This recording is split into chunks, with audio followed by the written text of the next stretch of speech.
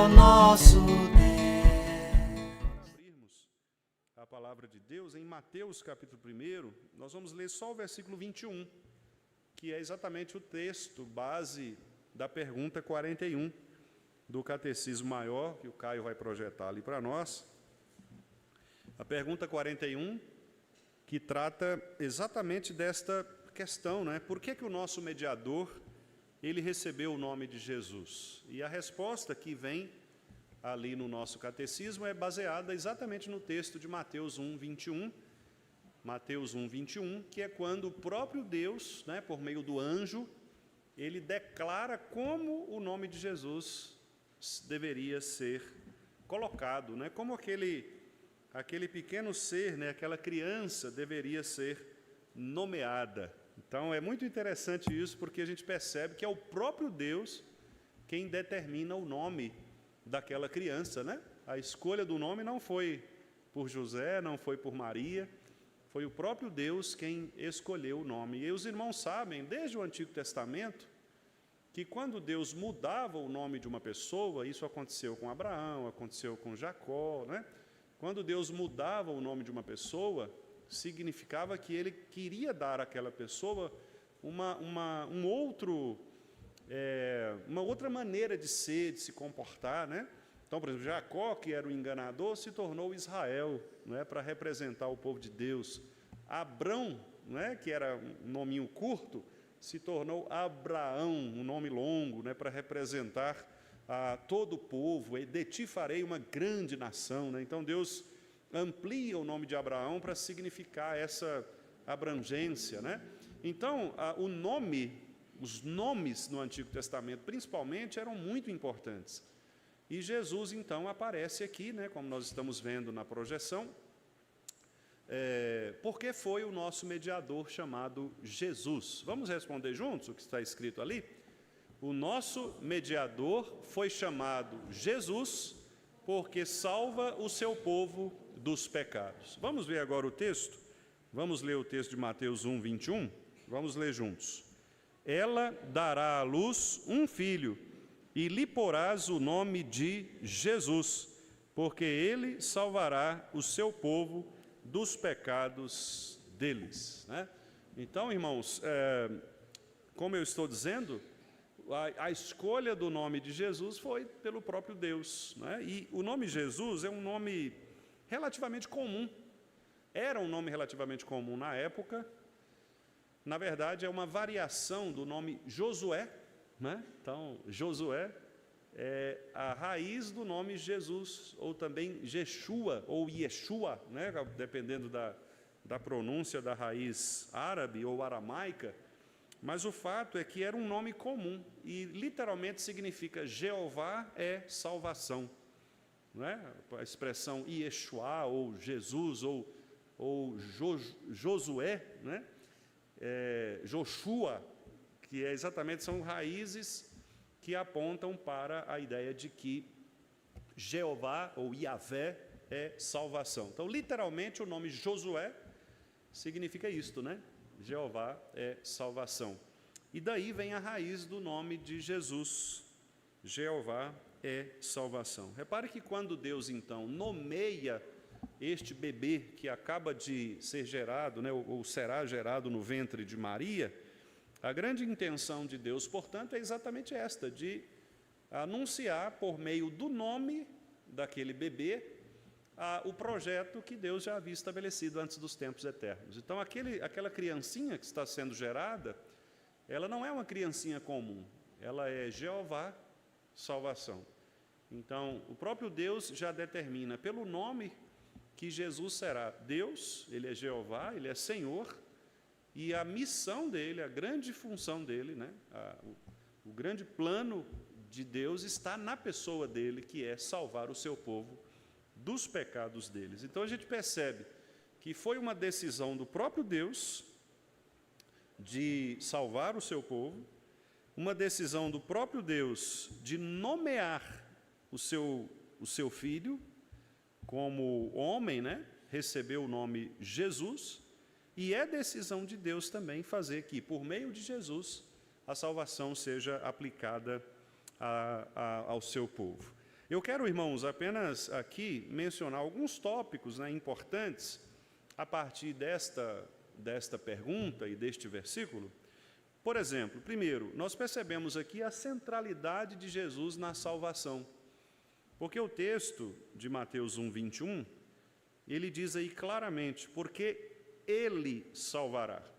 Repare que o pronome pessoal, né, Ele, aqui no versículo, dá exatamente essa ideia de que somente Jesus é capaz de salvar o seu povo dos seus pecados. Então, isso mostra a centralidade de Jesus na salvação. Não há outro nome pelo qual importa que sejamos salvos. Não é isso que nós lemos lá em Atos? Não há outro nome, nem no céu, nem debaixo do céu, nem na terra, pelo qual importa que sejamos salvos. Então, já no anúncio do nascimento de Jesus, Deus deixa isso muito claro, porque Ele salvará. Então, não adianta nós buscarmos salvação em outro lugar que não seja em Jesus. A salvação, portanto, não depende da iniciativa humana, a salvação não depende da iniciativa de um outro ser que, porventura, se considere divino, mas a obra redentora de Deus, né, em Cristo Jesus, é exatamente o reflexo daquilo que o próprio Deus estabeleceu para o seu povo, que é estabelecer Cristo como sendo o centro da nossa salvação. Um outro ponto importante que eu gostaria de destacar também é a própria missão de Jesus na expiação dos pecados. Né? Claramente o versículo diz o seguinte, Ele salvará o seu povo dos pecados deles. Então isso é muito importante porque claramente o versículo mostra, a ênfase do versículo é que Cristo, Ele morreu não para nos tornar pessoas melhores. Cristo veio ao mundo não para fazer aquilo que os filósofos gregos diziam, que era tornar uma pessoa a pessoa mais virtuosa, né?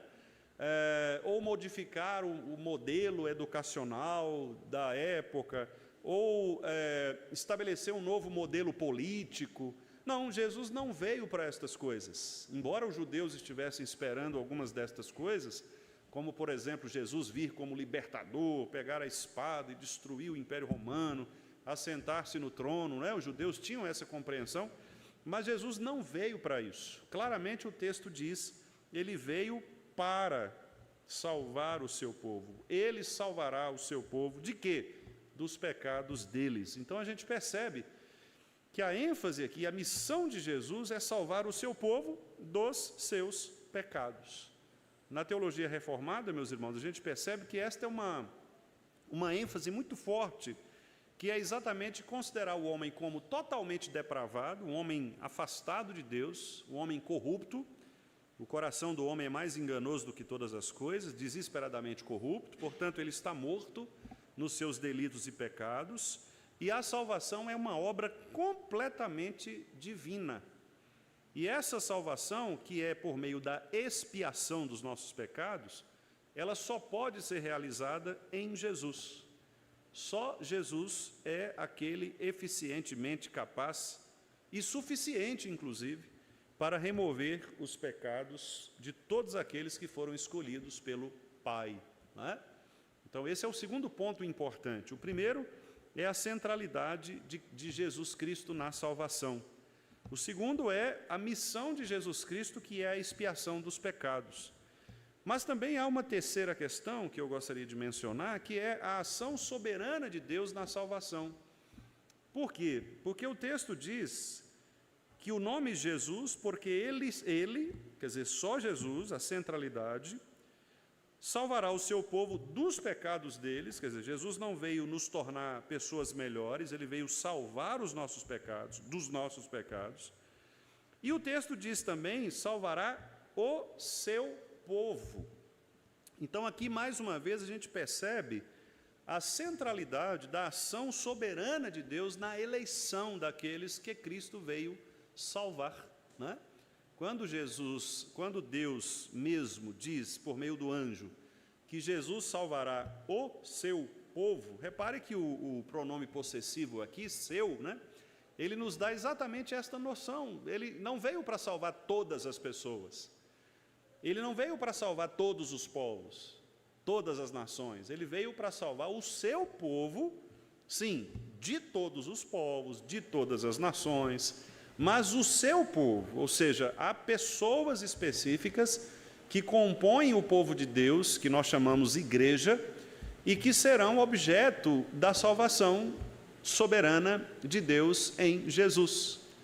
Claro que nós temos de todos os povos, línguas, tribos, nações, até para que o nome de Deus seja glorificado de maneira global, de maneira cósmica, de maneira universal, mas claramente o texto diz que ele salvará o seu povo. Então Cristo não morreu em vão, Cristo não morreu por aquelas pessoas que negarão o seu nome. Ele morreu exatamente pelo seu povo, por aqueles que foram chamados por Deus antes dos tempos eternos para receberem a salvação. Isso está muito claro também lá em Efésios, capítulo 2, quando Paulo diz que nós estávamos mortos nos nossos delitos e pecados, mas ele nos deu vida em Cristo, juntamente com Cristo, diz Paulo, e pela graça nós somos salvos, mediante a fé. Isso não vem de nós, é um presente de Deus para aqueles que creem. Aqueles que creem, eles recebem, portanto, a salvação. E lá no versículo 10 de Efésios 2 diz que nós fomos escolhidos para as boas obras, nós fomos feituras de Deus para as boas obras, ou seja, para a obediência. Então não são todas as pessoas que serão salvas, nem são todas as pessoas que vão obedecer. Só se tornam aptos para obedecer aqueles que, pela ação soberana de Deus, recebem a salvação por meio de Jesus. Então veja, irmãos, a grandiosidade desse texto, né? Maria deve dar o nome a este filho, Jesus, e a razão pela qual é porque ele salvará o seu povo dos pecados deles. Nós já vimos então aqui a centralidade de Cristo, de Jesus, vimos a expiação dos pecados, que é a razão pela qual Jesus recebe este nome, vimos a ação soberana de Deus na escolha, porque é o seu povo, mas eu ainda quero apresentar aqui um pouco deste versículo, de maneira geral, pensando também na ideia da graça irresistível de Deus, não é? Da graça irresistível em Cristo. Nós sabemos que dentro da perspectiva reformada, a salvação de Jesus, ela não pode ser frustrada, não é? Ou seja, aqueles que foram chamados por Deus, o Pai, eles crerão neste sacrifício de Cristo.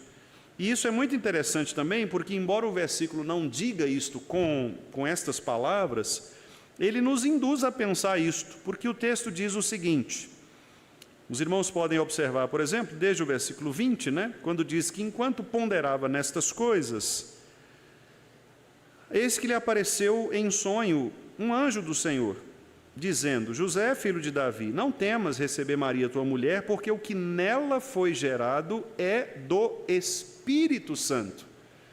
E a gente percebe que o papel do Espírito Santo é convencer os eleitos de quê? Do pecado, da justiça e do juízo, não é isso? Portanto, o Espírito Santo envolvido na geração de Cristo Jesus indica também que aqueles que reconhecem Jesus como este que veio para salvar o seu povo dos seus pecados, dos pecados deles, recebem o Espírito Santo para que possam crer, porque não há possibilidade de crer sem que a ação do Espírito Santo se faça presente em nosso coração. Então repare, irmãos, que o nascimento de Jesus, bem como a obra de Jesus, é uma obra que nós chamamos trinitária, ou seja, envolve Pai, Filho e Espírito Santo. O Pai é quem ordena esta encarnação do Verbo, porque ele manda o anjo para dizer, você dará à luz um filho e vai pôr o nome dele Jesus. Envolve a segunda pessoa da Trindade, o próprio Jesus, Filho de Deus, que vem para nascer do ventre de Maria, e envolve o Espírito Santo, que é aquele que gera Jesus Cristo em Maria. Então, observe que Pai, Filho e Espírito Santo estão envolvidos aqui nesta obra maravilhosa de encarnar Jesus Cristo, né? E é por isso que lá em João 1,14, no texto que nós conhecemos bastante, né, o texto diz que o Verbo se fez carne, ele habitou entre nós, cheio de glória, né, cheio de graça, de verdade. Para quê? Para mostrar a glória do Pai. E a maneira de nós vermos a glória do Pai, portanto, só é possível em Cristo, por meio do Espírito Santo, que abre os nossos entendimentos e os nossos corações. Há um trecho do teólogo bíblico Gerhard Voss, quando ele comenta esta pergunta. Vai ser possível projetar, Caio, aquela imagem? Se for possível, por favor, para os irmãos. Isso, está um pouquinho pequeno, porque eu tirei a foto, né, para os meninos ali, mas dá para os irmãos lerem. O Gerhard Voss diz assim: que grandes verdades da nossa fé estão envolvidas nesta declaração, ou pela declaração, ele salvará o seu povo dos pecados deles. Veja que interessante, o Gerhard Voss coloca aí três verdades, né? Então ele diz: as grandes verdades da nossa fé, envolvidas na grandiosa declaração que o anjo do Senhor revelou a José, são as seguintes. Então, letra A, primeira verdade: a salvação dos pecados realiza-se por meio de um Redentor providenciado divinamente. Então, é o próprio Deus quem determina a encarnação de Jesus. Não é algo que podemos fazer por nós mesmos, né? Então, esse é um primeiro ponto. Ele salvará. Ele salvará. Repare que a especificidade aqui de que é uma obra de Cristo, de Jesus, ela é muito clara. Ele salvará. Segundo lugar, a letra B, ele diz: o nosso Redentor salva verdadeiramente o seu povo dos pecados deles. Ele não dá apenas uma chance de salvação, nem somente oferece a salvação, no sentido de abrir a porta e quem quiser entra, né? Apenas como oferecimento, mas salva-os de fato e de verdade, realizando, inclusive, tudo aquilo que é necessário para garantir que eles sejam finalmente salvos. Reparem em cada palavra dessa afirmação, meus irmãos, é muito importante. Olha, salva verdadeiramente. Quer dizer, não é uma salvação hipotética, né? Não é uma salvação que depende de uma aceitação do indivíduo. Não, ele vem para salvar o seu povo. Repare que o verbo é um verbo no futuro, mas é um futuro definido, não é uma hipótese. Não é assim, quando ele salvar ou se ele salvar, não, é ele salvará. Inclusive na língua portuguesa, a função do futuro do presente é exatamente esta, né? É de dar um sentido pronto, fechado, absoluto. Ele salvará. É uma certeza, não é uma hipótese. Então, o nosso Redentor, ele salvará verdadeiramente. Quer dizer, não é só uma chance, olha, quem vier, quem entrar, eu vou possibilitar a salvação. Não, ou é ou não é. Ou você está salvo nele, ou você não está salvo nele. Não há uma hipótese de você ficar no meio termo, não é? De ficar ali indeciso com relação a isso. Salva de fato e de verdade. E aí diz, né, realizando inclusive tudo aquilo que é necessário para garantir. É uma garantia. E nós somos ensinados pela Bíblia a respeito disto, né? Somos ensinados de que a salvação em Cristo, ela não pode ser perdida, porque quem garante a nossa salvação é o próprio Espírito de Cristo, que foi quem gerou Jesus Cristo no ventre de Maria. Então, quer dizer, como é possível que aquele que realizou tamanho milagre de gerar uma criança pelo seu poder, como será possível que esta pessoa da Trindade, no caso o Espírito, pudesse nos possibilitar perder esta salvação que Ele mesmo garante na pessoa de Jesus? Veja o que Paulo diz lá em Efésios, capítulo 1, versículo 13. Ele diz: em quem, falando de Cristo, né? Em quem também vós, depois de ouvistes a palavra da verdade, o evangelho da vossa salvação. Então, quer dizer, nós precisamos ouvir a palavra, ouvir a pregação da verdade, ouvir a pregação do evangelho, tendo nele também crido, nós precisamos crer na pregação do evangelho. Aí ele diz agora: fostes selados com o Santo Espírito da promessa, o qual é o penhor da vossa herança, da nossa herança, até ao resgate da sua propriedade, em louvor da sua glória. Paulo escolhe aqui os termos muito interessantes, né? Ele mostra o caminho da salvação, ou seja, você primeiramente é eleito antes dos tempos eternos, versículo 4, nós somos escolhidos antes da fundação do mundo. Deus, ao nos escolher, ordena o caminho da nossa vida, versículo 5, nos predestinou. Depois, ele nos adota como filhos, versículo 5, para a adoção de filhos. Tudo por ele, tudo por meio de Cristo, por meio de Jesus, segundo a vontade de Deus. Nele nós recebemos a redenção, que é exatamente a salvação dos nossos pecados, pelo sangue de Cristo, a remissão dos pecados, tudo em Cristo. Nós temos o mistério de Cristo desvelado diante de nós, versículo 9, ou seja, nós conhecemos o plano da salvação, uma vez que agora fomos convertidos, nós somos expostos à palavra, certo?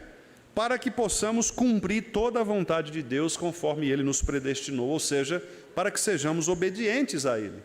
E então Paulo resume dizendo: olha, foi exatamente assim que aconteceu. Depois que ouvistes a palavra da verdade, vocês ouviram, depois que vocês ouviram o Evangelho, vocês creram nele, creram no Evangelho por causa deste poder de Cristo, e agora vocês foram selados pelo Espírito Santo. E uma vez que vocês são selados, o Espírito se torna a garantia, o penhor. Então você não vai perder o direito, porque a propriedade foi selada. Você tem a escritura de compra. Não é? Jesus veio e pagou o preço. Então ele tem a sua posse, ele tem o direito sobre você.